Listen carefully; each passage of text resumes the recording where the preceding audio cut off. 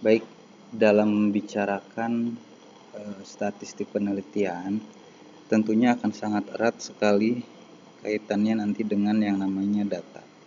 Nah, data ini biasanya digunakan sebagai dasar dari seorang peneliti dalam menentukan hasil dari penelitiannya. Nah, ada banyak jenis data yang bisa kita ketahui, namun pada prinsipnya ketika kita berbicara tentang analisis, setidaknya kita harus mengetahui data menurut skalanya. Nah, jadi dalam bahasan kali ini kita akan bahas tentang data menurut skalanya. Di sini ada 4 jenis data yang perlu kita ketahui. Saya akan tunjukkan apa karakter-karakter yang kuat di dalam masing-masing data tersebut. Yang pertama ada data nominal. Di sini data yang memungkinkan peneliti untuk menetapkan subjek ke kategori atau kepada sebuah kelompok tertentu. Nah, jadi data nominal ini erat kaitannya dengan penetapan subjek kepada kelompok atau kepada kategori. Misalnya dalam hal variabel jenis kelamin, kemudian responden dapat dikelompokkan menjadi 2 kategori di sini. Ada laki-laki, kita tahu, kemudian ada juga perempuan. Kedua kelompok ini dapat diberi kode atau diberikan nomor, yaitu nomor 1 dan juga nomor 2. Misalkan nomor 1 untuk laki-laki, nomor 2 untuk perempuan. Nah, kode ini merupakan kode yang menjadi data nominal karena kedua kode ini walaupun nomor yang berbeda, tapi dia tidak memiliki arti bahwa 2 lebih besar dari 1 atau 1 lebih besar dari 2. Kenapa? Karena dalam data nominal ini tadi kita tahu bahwa kategori yang diberikan itu adalah laki-laki dan perempuan. Artinya laki-laki tidak tentu lebih baik dari perempuan dan perempuan juga tidak tentu lebih baik dari laki-laki. Selanjutnya ada data ordinal, data yang penomoran objek atau kategorinya ini disusun menurut besarnya, yaitu dari tingkat terendah ke tingkat tertinggi atau dari sebaliknya, dengan jarak atau rentang yang tidak harus sama. Nah, dalam data ordinal, satu penomoran objek dalam kategori itu disusun menurut besarnya. Jadi dia tersusun dari yang terkecil hingga yang terbesar. Nah, tapi itu tidak menunjukkan tingkat terendah ke tingkat tertinggi ataupun juga sebaliknya. Kemudian ada data interval, data di mana objek atau kategori dapat diurutkan berdasarkan suatu atribut yang memberikan informasi tentang interval antara tiap objek atau kategori yang sama. Contoh, A itu adalah 4, kemudian B itu adalah 3, C itu 2, dan D itu adalah 1. Ini adalah sebuah kategori yang diberikan kepada satu objek yang berisi tentang konten interval.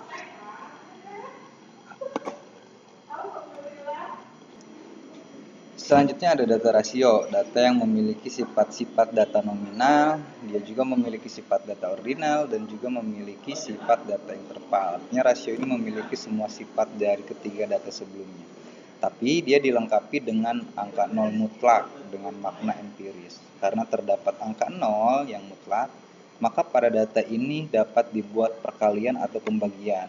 Contoh misalkan nilai mahasiswa itu adalah 80 untuk kategori A. Kemudian dan mahasiswa B itu 40, maka kita dapat mengatakan bahwa nilai A itu adalah 2 kali lipat dari nilai B. Artinya memiliki derajat pembeda atau derajat interval yang sama dari setiap kategorinya. Kita akan coba bahas lebih detail satu-satu. Yang pertama data nominal, itu adalah data yang skala yang memungkinkan peneliti untuk menetapkan subjek ke kategori atau kelompok tertentu.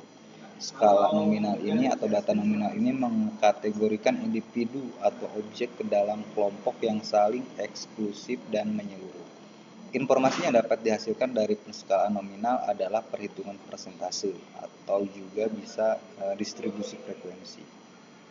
Penskoran data berfungsi sebagai labeling kategori yang sederhana dan nyaman tanpa nilai intrinsik. Selain untuk menetapkan responden ke salah satu dari 2 kategori yang tidak tumpang tindih atau saling eksklusif. Perhatikan bahwa kategorinya juga lengkap secara kolektif.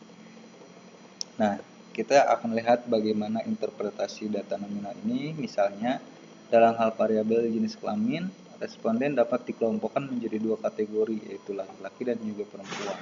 Kedua kelompok ini dapat diberi kode nomor 1 dan juga 2. Contoh, misalkan di dalam satu penelitian, seorang mahasiswa telah mewawancari 200 orang dan memberikan kode nomor 1 untuk semua responden laki-laki dan nomor 2 untuk semua responden perempuan. Maka analisis data pada akhir survei dapat menunjukkan bahwa 98 responden adalah laki-laki dan 102 adalah wanita. Distribusi frekuensi ini menunjukkan bahwa 49% responden survei adalah laki-laki dan sebesar 51% adalah responden perempuan. Selanjutnya ada data ordinal. Data ini tidak hanya mengkategorikan variabel sedemikian rupa untuk menunjukkan perbedaan di antara berbagai kategori, tetapi juga menyusun urutan kategori dengan cara yang bermakna. Dengan variabel apapun yang kategorinya akan diurutkan menurut beberapa preferensi. Skala ordinal akan digunakan. Preferensi akan diberi peringkat, misalnya dari terbaik ke terburuk, pertama ke terakhir, dan yang lainnya. Kemudian juga dia akan diberikan suatu kode nomor atau kode kategori 1, 2, misalkan, dan seterusnya. Skala ordinal lebih dari sekadar membedakan kategori untuk memberikan informasi tentang bagaimana responden membedakannya dengan urutan peringkat. Perhatikan, bagaimanapun skala ordinal tidak memberikan indikasi apapun tentang besarnya perbedaan antar tingkat. Walaupun dia menunjukkan satu rentang perbedaan dari tiap tingkat, tapi dia tidak memberikan indikasi bahwa besarnya perbedaan ataupun besarnya jarak dari kategori pertama ke kategori kedua. Jadi dia tidak membahas tentang konsep-konsep itu. Nah, berbeda dengan data interval di mana jarak yang sama secara numerik pada skala mewakili nilai yang sama dalam karakteristik yang diukur. Data yang diperoleh dengan cara pengukuran di mana jarak antar dua titik pada skala sudah diketahui. Misalnya termometer klinis adalah contoh yang baik dari instrumen skala interval. Itu memiliki asal yang berubah-ubah dan besarnya perbedaan antar 98,6 derajat seharusnya suhu tubuh normal. Dan 99,6 derajat adalah sama dengan besarnya perbedaan antara 104 dan 105 derajat. Skala interval kemudian mengetuk selisih, kemudian urutan, dan persamaan besaran selisih variabel. Dengan demikian, ini adalah skala yang lebih kuat daripada skala nominal dan juga skala ordinal, dan memiliki min aritmatika untuk mengukur tendensi sentralnya. Ukuran dispersi adalah kisaran, deviasi, standar, dan juga varians. Selanjutnya data rasio. Data ini memiliki nilai nol mutlak yang merupakan titik pengukuran yang berarti. Dengan demikian, skala rasio ini tidak hanya mengukur besarnya perbedaan antara titik pada skala, tetapi juga menyentuh proporsi dalam perbedaan tersebut. Timbangan-timbangan adalah contoh yang baik dari skala rasio, seperti timbangan berat badan, seperti itu. Ini memiliki asal nol mutlak dan tidak sewenang-wenang yang kalibrasi di atasnya yang memungkinkan kita menghitung rasio bobot dua individu.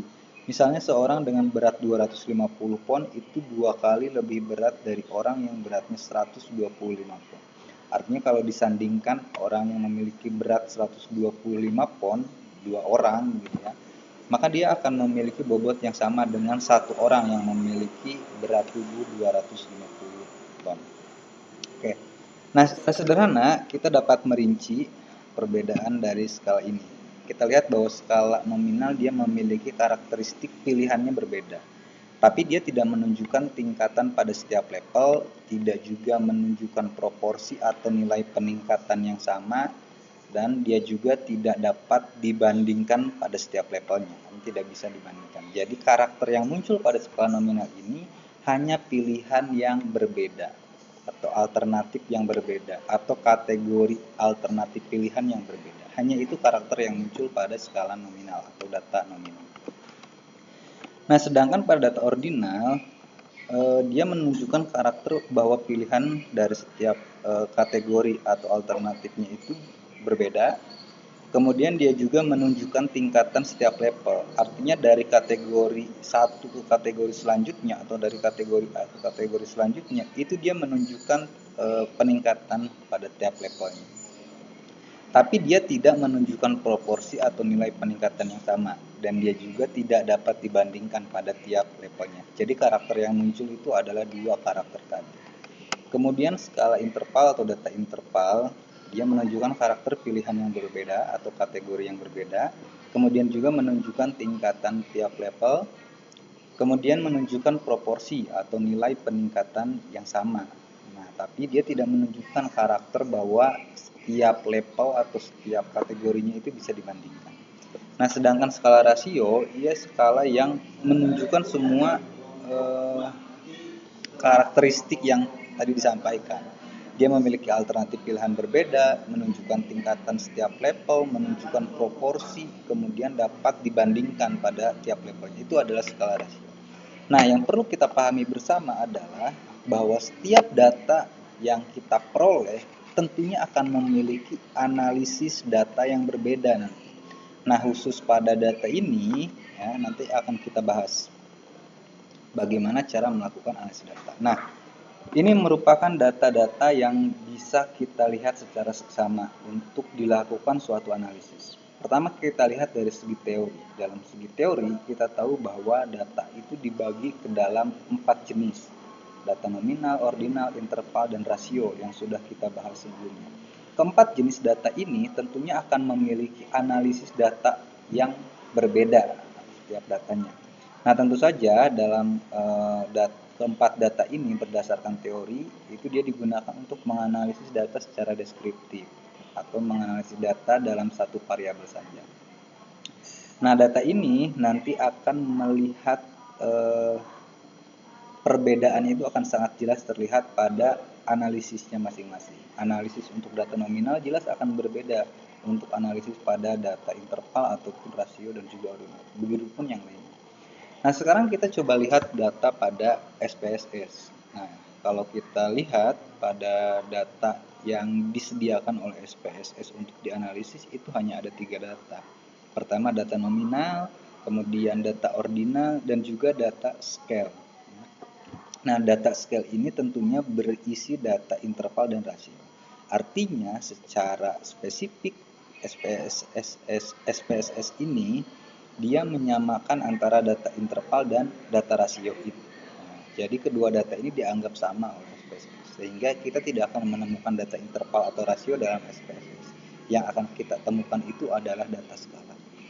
Nah, selanjutnya berkaitan dengan data untuk uji hipotesis. Kalau misalkan kalian baca-baca penelitian, mungkin kita akan melihat seperti penelitian yang mencari pengaruh X terhadap Y, kemudian perbedaan X dan Y, ya. Perbedaan X1 dan X2. Nah, untuk menjawab pertanyaan ini atau untuk menjawab hipotesis-hipotesis ini, tentunya kita harus menentukan 2 jenis data. Yang pertama ada data numerik atau disebut juga data kategori dan data kontinu. Nah, data numerik dan data kategori ini merupakan data nominal ataupun data ordinal. Jadi dalam uji hipotesis, data nominal dan ordinal ini dianggap sama. Sedangkan pada data kontinu ya, itu data yang berisi data interval dan juga data rasio.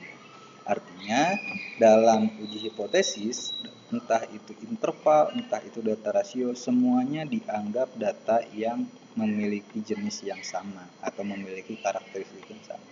Tentunya perbedaan ini bukan menjadi satu masalah ya, tapi justru mempermudah seorang peneliti dalam melakukan analisis data. Sehingga dia bisa memilih lebih spesifik lagi data yang akan dia gunakan dengan teknik analisis data apa yang perlu untuk digunakan atau untuk